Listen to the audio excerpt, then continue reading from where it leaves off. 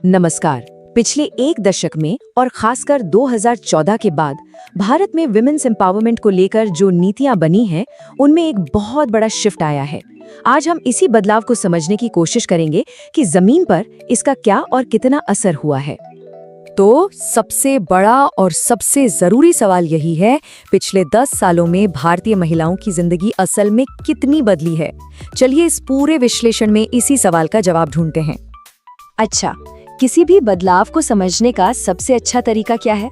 यही कि हम पहले ये देखें कि शुरुआत कहाँ से हुई थी।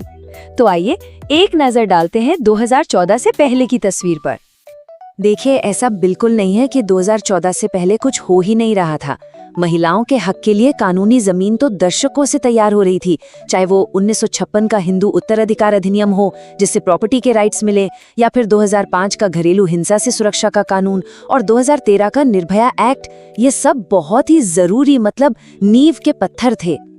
पर इन कानूनों के होते हुए भी जमीनी हकीकत कुछ और थी। चुनौतियां बहुत बड़ी थी। सोचिए, ज्यादातर महिलाओं की पहुंच बैंकिंग सिस्टम तक थी ही नहीं। हेल्थ और एजुकेशन में बड़े बड़े गैप्स थे। सेफ्टी, सुरक्षा तो हमेशा से एक बड़ा मुद्दा रहा है, और राजनीति में तो भागीदारी ना के बराबर थी। और इन सबसे ऊपर करोड़ों महिलाओं के पास शौचालय और साफ ईंधन जैसी बिल्कुल बेसिक चीजें तक नहीं थीं। तो अब आते हैं 2014 के बाद के दौर पर। इस दौर में सरकार की अप्रोच में एक बड़ा स्ट्रेटेजिक बदलाव दिखा। विमेन्स एम्पावरमेंट को देखने का नजरिया ही बदल गया। और ये नया नजरिया इसे एक लाइन में छिपा है, वुमेन्स वेलफेयर से वुमेन लेड डेवलपमेंट की तरफ। समझिए इसका। अब महिलाएं सिर्फ सरकारी योजनाओं की पैसिव बेनिफिशियरी नहीं है जिन्हें कुछ दे दिया गया, नहीं, अब उन्हें विकास का इंजन माना जा रहा है, एक ग्रोथ ड्राइवर। ये सोच में एक जबरदस्त फंडामेंटल शिफ्ट था। और इसी नई सोच का सबसे पहला और बड़ा उदाहरण था बेटी बचाओ बेटी पढ़ाओ अभियान। 2015 में जब ये शुरू हुआ तो इसका मकसद सिर्फ गिरते चाइल्ड सेक्स रेशियो को ठीक करना नहीं था, बल्कि ये भी था कि बेटियों को अच्छी शिक्षा मिले, वो आगे बढ़ें, वो सशक्त बने। इस पूरे कैंपेन को 3 पिलर्स पर खड़ा किया गया। पहला, कानून को सख्त करके लिंग चयनात्मक गर्भपात को रोकना। दूसरा, ये पक्का करना कि जो बेटी पैदा हुई है वो सुरक्षित रहे, जिंदा रहे। और तीसरा और सबसे जरूरी, उसकी पढ़ाई और समाज में उसकी भागीदारी को बढ़ाना। एक होलिस्टिक अप्रोच थी। इसके बाद आई एक और गेम चेंजर स्कीम, प्रधानमंत्री उज्ज्वला योजना। देखिए, इसका मकसद सिर्फ चूल्हे के धुएं से आजादी दिलाना भर नहीं था। जरा सोचिए, जब एक महिला को लकड़ी या कोयले के धुएं से मुक्ति मिलती है तो क्या क्या बदलता है।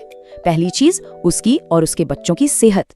दूसरी, लकड़ी इकट्ठा करने में जो दिन के कई घंटे बर्बाद होते थे वो बचते हैं। अब इस बचे हुए समय का इस्तेमाल वो अपनी पढ़ाई, कोई नया हुनर सीखने या फिर कमाई करने में कर सकती है। तो ये सिर्फ एक गैस सिलेंडर नहीं था, ये बेहतर सेहत और नए मौकों का दरवाजा था। और फिर आया स्वच्छ भारत मिशन।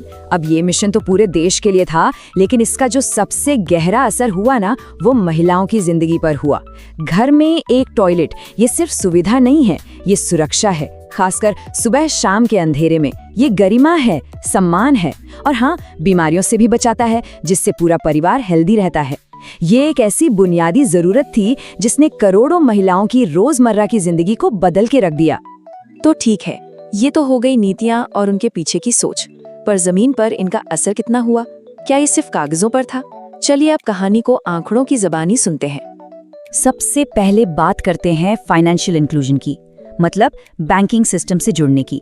और यहाँ जो बदलाव आया है वो कमाल का है। देखिए, 2014 में सिर्फ 43% महिलाओं के पास अपना बैंक अकाउंट था, और आज ये आंकड़ा 80% को पार कर चुका है। अपना खुद का बैंक खाता होना आर्थिक आजादी की तरफ पहला और सबसे अहम कदम होता है। अब जरा उज्ज्वला योजना का असर इन नंबर्स में देखिए। 2014 में देश के करीब 55% घरों में ही एलपीजी कनेक्शन था। आज ये कवरेज लगभग 99% तक पहुंच चुका है। सोचिए, इसका मतलब है करोड़ों महिलाएं और उनके परिवार अब उस जहरीले धुएं में सांस नहीं ले रहे। ये सिर्फ एक आंकड़ा नहीं, ये बेहतर स्वास्थ्य की एक तरह की गारंटी है। और ये नंबर तो अपने आप में एक पूरी कहानी कहता है। स्वच्छ भारत मिशन के तहत 11 करोड़ से भी ज्यादा टॉयलेट्स बनाए गए।